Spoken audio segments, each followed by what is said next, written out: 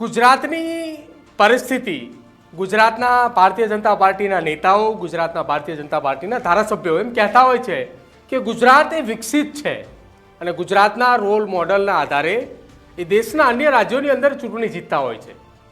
પરંતુ એ ખરા અર્થમાં વાસ્તવિકતા ત્યારે સામે આવે છે કે જ્યારે ગુજરાતના ધાર્મિક આસ્થા સાથે જોડાયેલા કોઈ જગ્યા ઉપરથી કોઈ પત્ર સામે આવે અને પત્ર સીધો જ રાજ્યના મુખ્યમંત્રીને લખવામાં આવે અને મુખ્યમંત્રીને એ પત્ર લખીને એવી માંગ કરવામાં આવે કે આ આસ્થા અને ધર્મ સાથે જોડાયેલું, ભક્તિ સાથે જોડાયેલું જે કેન્દ્ર છે તે કેન્દ્રની આસપાસ વિકાસની જરૂર છે. અને જ્યારે આવી રજૂઆત કરતો પત્ર લખવામાં આવે ત્યારે ખરા અર્થમાં એ સાબિત થાય છે કે જે ગુજરાત સરકાર જે દાવાઓ કરી રહી છે કે ગુજરાત એ વિકસિત છે, તો એ સરકારના નેતાઓએ, એ સરકારના ધારાસભ્યોએ અને મંત્રીઓએ એ વિચારવું જોઈએ કે આપણે કયા આધારે કહી રહ્યા છીએ કે ગુજરાત વિકસિત છે. આજે વાત કરવી છે બગદાણા ધામથી એક પત્ર એ મુખ્યમંત્રીને લખવામાં આવ્યો છે. શું રજૂઆત કરવામાં આવી છે, શું પત્રમાં લખવામાં આવ્યું છે તે સમજીએ. બજરંગદાસજી સીતારમન સંસ્થા, સનાતન સંસ્થા બગદાણાથી આ પત્ર જે છે તે લખવામાં આવ્યો છે.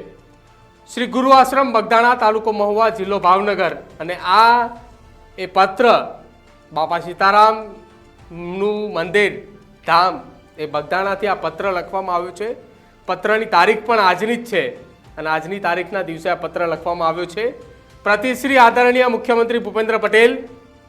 અને મુખ્યમંત્રીને સીધો પત્ર જે છે તે ગાંધીનગર ખાતે લખવામાં આવ્યો છે. આપ વિચાર કરો, બગદાણા ધામથી એક પત્ર લખવાની અને એ રજૂઆત કરવાની જરૂર પડી તો સીધી જ એ પત્ર લખવાની રજૂઆત એ સીધી મુખ્યમંત્રી સુધી પહોંચી.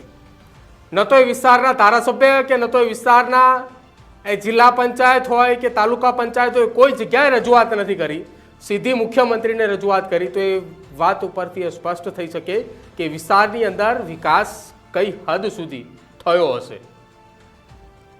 આગળ આ પત્રની અંદર લખ્યું છે ને, વિષય પણ આપ્યો છે કે બગદાણા ધામને જોડતા ટાઢજથી બગદાણા ઓથા બગદાણા રોડને પહોળો અને નવા બનાવવા બાબતે. હવે વિકાસની વાત એટલા માટે હું કરતો હતો કે આ રોડ રસ્તાને મોટો કરવાનો છે, પહોળો કરવાનો છે ને નવો બનાવવાનો છે. જુઓ આપ, બગદાણા કે જ્યાં રોજ હજારોની સંખ્યામાં ભક્તો જતા હોય છે, દર્શન કરવા માટે જતા હોય છે અને એ બગદાણા ધામની અતૂટ શ્રદ્ધા પણ એ આપ સૌને ખબર છે. અને એ જગ્યાનો જ્યારે આ પ્રકારનો પત્ર સામે આવે ત્યારે રાજ્ય સરકારે 110%ની એ વાત છે કે એક વખત તો વિચારવું જોઈએ કે આપણે રાજ્યના અંતરિયાળ વિસ્તારની અંદર વિકાસ કેટલો કર્યો છે. હવે વિકાસની વાત જે છે ને, વિકાસની વાતને આગળ આખા પત્રની અંદર દર્શાવ્યું છે કે સપ્રેમ બાપા સીતારામ સાથે જણાવવાનું કે ઉપરોક્ત વિષય બાબતે વિનંતી કે બગદાણા ધામની ચારેય બાજુથી જોડતા ઢાચરણ અને બગદાણા રોડ તેમજ રોહિસા ચોકડી એટલે કે ઓથાથી બગદાણા રોડ આપ સાહેબશ્રી તરફથી 7 મીટરમાંથી 10 મીટર પહોળો અને ઠળિયા રાણગોળ ગામમાં બાયપાસ સાથે મંજૂર થયેલ છે અને કામ હજી સુધી શરૂ થયેલ નથી. લો, અહીંયા આપણે શરૂઆતમાં જે ચર્ચા કરી કે વિકાસની વાતો કરે છે ગુજરાત સરકારના એ મંત્રીઓ, ગુજરાત સરકારના એ ધારાસભ્યો, તો આ વાંચી લો. આ પત્ર બીજી કોઈ જગ્યાનો નથી, પરંતુ આ પત્ર એ બાપા સીતારામ મંદિર બગદાણા ધામ તરફથી આ પત્ર લખવામાં આવ્યો છે કે જ્યાં રોડ રસ્તા મંજૂર થઈ ચૂક્યા છે પણ હજુ એનું કામ ચાલુ નથી થયું. વહીવટો થવાના બાકી હશે એટલા માટે આ કામ બાકી રાખ્યું ને છેવટે મંદિર ટ્રસ્ટ દ્વારા પત્ર મુખ્યમંત્રીને લખવામાં આવ્યો. આગળ આ વાતની અંદર લખ્યું છે કે આ બંને રસ્તાનું કામ શરૂ કરવામાં ઘણો સમય થયો છે. શ્રી ગુરુ આશ્રમ બગદાણા ખાતે હજારો લાખો સંખ્યામાં યાત્રાળુઓ આવગમન કરે છે. એટલા જ પ્રમાણમાં વાહનોનું પણ આવગમન થતું હોય. તેમજ આવા સમયમાં 17/1/2025ના રોજ પરમ પૂજ્ય બાપાની નિર્વાણ તિથિ મહોત્સવની ઉજવણી છે. આ બંને રોડ એટલા બધા બિસ્માર થઈ ચૂક્યા છે કે 1 કિલોમીટર સુધી સારી હાલત નથી. તો આપ સાહેબશ્રીને નમ્ર વિનંતી છે કે યુદ્ધના ધોરણે ઉપરોક્ત બંને રોડ પહોળા કરી બનાવી આપવામાં વિનંતી છે. સાહેબ, ટ્રસ્ટ દ્વારા કેટલી રાહ જોઈ હશે મંદિર ટ્રસ્ટ દ્વારા એટલી રાહ જોયા કે અમે એટલા માટે રાહ જોઈ રહ્યા હતા અત્યાર સુધી કે રસ્તો બને, પણ રસ્તો ન બન્યો એટલે છેવટે જ્યારે આવતા મહિને પરમ પૂજ્ય બજરંગદાસ બાપાની નિર્વાણ તિથિ મહોત્સવની ઉજવણી કરવાની છે અને એ ઉજવણીના ભાગરૂપે તારીખ પણ નક્કી કરી છે કે 17/1/2025 તે દિવસે લાખોની સંખ્યામાં જનમેદની એ બગદાણા ખાતે પહોંચશે, જેની તડામાર તૈયારીઓ અત્યારથી શરૂ થઈ ચૂકી છે અને તૈયારીના આરંભની અંદર જ પહેલું કામ એ સરકારનું કે જે રોડ રસ્તો મંજૂર થઈ ચૂક્યા છે એ હજી સુધી નથી બન્યા. હવે આ પત્રની કોપી ક્યાં ક્યાં મોકલી છે તમે જુઓ.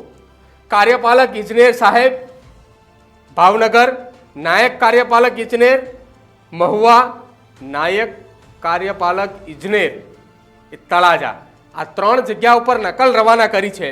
હવે થશે શું આખી વાતની અંદર, આ 3 જેટલા નાયક કાર્યપાલક જે છે કે જેમને આ પત્રની કોપી પણ મોકલવામાં આવી છે, તો એ સીધા ફોન કરશે કોને, તો કે બજરંગદાસજી સીતારામ સનાતન સંસ્થાન ગુરુ આશ્રમ શ્રી બગદાણા ટ્રસ્ટી મંડળ વતી ગુરુ આશ્રમ બગદાણાની અંદર ફોન જશે કે તમને આ પત્ર લખવાનું કોણે કહ્યું.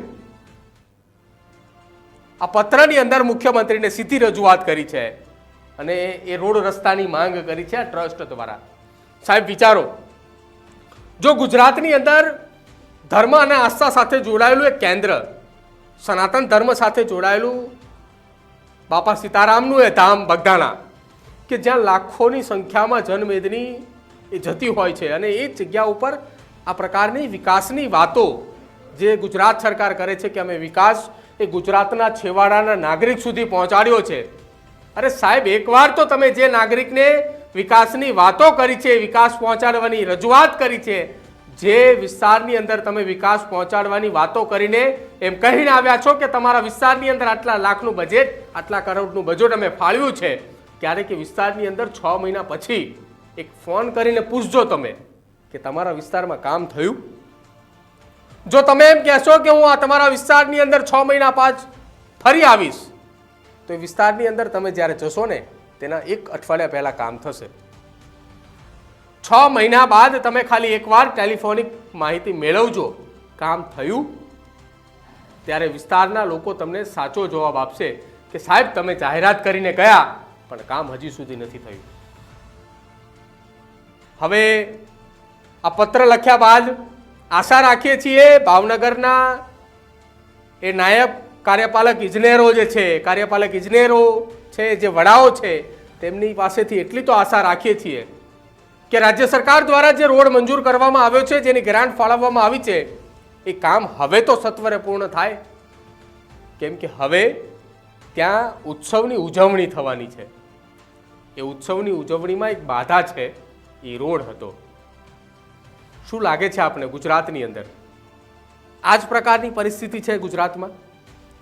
ગુજરાતની અંદર છેવાડાના માનવી સુધી જે વિકાસની વાતો થાય છે, જે બજેટ આપવામાં આવે છે, શું એ ખરા અર્થમાં પહોંચે છે? જો પહોંચતું ના હોય અથવા આપની પાસે એ અંતર્ગત કોઈ માહિતી હોય તો અમારા કમેન્ટ સેક્શનની અંદર આપજો.